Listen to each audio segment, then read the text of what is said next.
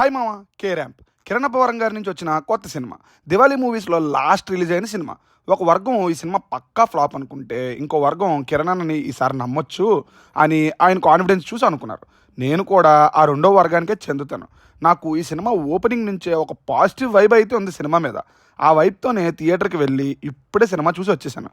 చూశాక నాకు ఓకే వెళ్ళిపోయింది, అలాగా బోర్ అయితే కొట్టలేదు, చాలా చోట్ల నవ్వించింది, చూసేయచ్చు అనిపించేలా పాస్ అయిపోయింది మా సినిమా. అలా అని బొక్కలు లేవా అంటే చాలానే ఉన్నాయి. కానీ దీంతో పాటు రిలీజ్ అయిన సినిమాలతో పోలిస్తే ఇది బెటర్ అవటం వల్ల ఈ దివాళీ బొమ్మ కే ర్యాంప్ అని చెప్పేచ్చు మామ. అలా అని యునానిమస్గా కాదు, ఉన్నంతలో మంచి ప్రోడక్ట్ అని.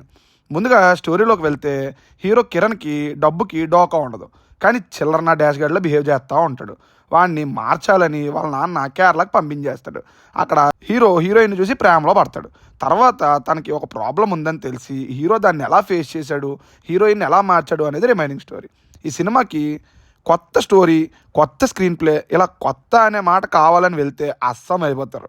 హీరోయిన్ క్యారెక్టర్ కొత్తదే అని ఎవరైనా అడిగితే అదొకటే పదం కోసం మాత్రమే అన్నట్టు ఉంటుంది. టికెట్ తీసామా, కాసేపు నవ్వుకున్నామా, ఇంటికి వచ్చామా, తినేసి పడుకున్నామా అని అనుకునే సినిమా మామ ఇది. ముందుగా ప్లస్ పాయింట్స్లోకి వెళ్తే కిరణ్ అబ్బవరం గారి పర్ఫార్మెన్స్ చాలా కొత్తగా చాలా ఈజీతో చేశారు మామ. ఆ క్యారెక్టర్ పర్ఫెక్ట్గా సెట్ అయింది ఆయనకి. మిగతా యాక్టర్స్ కూడా బాగానే పర్ఫామ్ చేశారు. పర్ఫార్మెన్సెస్ అందరూ బాగానే చేశారు మామ. నెక్స్ట్ కెమెరా వర్క్, విజువల్స్ చాలా బాగున్నాయి, స్క్రీన్ మీద చూడడానికి చాలా బాగున్నాయి మామ. కామెడీ చాలా చోట్ల వర్కౌట్ అయింది. నాకు అందరికీ వర్కౌట్ అవుతుందని నన్ను నాకైతే వర్కౌట్ అయింది. డబ్బులు గట్టిగానే ఖర్చు పెట్టారని మనకు తెలుస్తుంది. ప్రొడక్షన్ వాల్యూస్ చాలా రిచ్గా ఉన్నాయి మామ.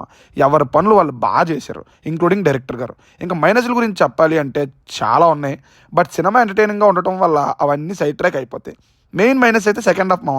టోటల్ సెకండ్ హాఫ్ హీరోని టార్చర్ పెడుతుంటే హీరోకే కాదు మనకు కూడా అది టార్చర్లానే అనిపిస్తుంటుంది. నెక్స్ట్ ఇష్టం వచ్చినట్టు బూతులు, ముద్దులు, నరేష్ గారి క్యారెక్టర్ ఇవన్నీ చాలా ఆడుకుంటాయి చూడటానికి. ఫ్యామిలీని పక్కన పెట్టుకొని సినిమా చూడడం కష్టం నాకు తెలిసినంత వరకు. అలాగే ఫైట్స్, ఎలివేషన్స్ స్క్రీన్ మీద చూడడానికి బాగుంటాయి, కానీ కిరణ్ అబ్బవరం గారిని అలా చూడడానికి ఆడియన్స్ ఎంతవరకు రెడీగా ఉన్నారు అనేది పెద్ద క్వశ్చన్ ఏమో నాకైతే. నేను మొన్నే చెప్పాను కదా, రొటీన్ స్టోరీ ఇలాంటి కంప్లైంట్స్ అన్ని పెట్టను. ఎందుకంటే కమర్షియల్ సినిమా అంటేనే టెంప్లెట్. సో నచ్చే వాళ్ళకి నచ్చుతుంది, నచ్చని వాళ్ళకి ఎలాగో నచ్చదో, వాళ్ళు చూడరు కూడా. నాకు మెయిన్ మైనస్ అనిపించింది మ్యూజిక్ మామ. ఒక్క పాట కూడా నాకు నచ్చలేదు. బీజిఎం ఓకే అన్నట్టు ఉంటుంది. ఇంకో విషయం చెప్పాలంటే సినిమా కేరళలో అవుతుంది అంటారు, కానీ ఆ కేరళలో మాట్లాడే మలయాళం తెలుగు వాళ్ళు మలయాళం మాట్లాడితే ఎలా ఉంటుందో అలా ఉంటుంది. అప్పుడు నాకు అనిపించింది, ఒర బాబు అది అలప్పి అని, అల్లగడ్డ కాదని, కేరళ అని, కర్నూలు కాదని చెప్పండి రా బాబు డైరెక్టర్కి అని అనాలనిపించింది. ఓవరాల్గా దివాళీకి వచ్చిన మూవీస్లో ఇది బెటర్ అన్నట్టు ఉంది భయ్య. వైబ్ కూడా అలాగే ఉంది. సో ఇప్పటికీ దివాళీకి ఇదే బెటర్ అని నా ఒపీనియన్. బట్ ట్యూస్డే ఏది హిట్ లేదా ఏది ఫట్, కమర్షియల్గా ఏది డబ్బులు తెస్తుంది అనే విషయం తెలిసిపోద్ది. కాబట్టి 2 days వెయిట్ చేస్తే చాలు. ఫైనల్గా ఫ్యామిలీస్కి నో ఎంట్రీ, యూత్కి మాత్రం ఎంట్రీ. నెక్స్ట్ ఇంకో మంచి రివ్యూతో మళ్ళీ కలుద్దాం. బాయ్ మామ.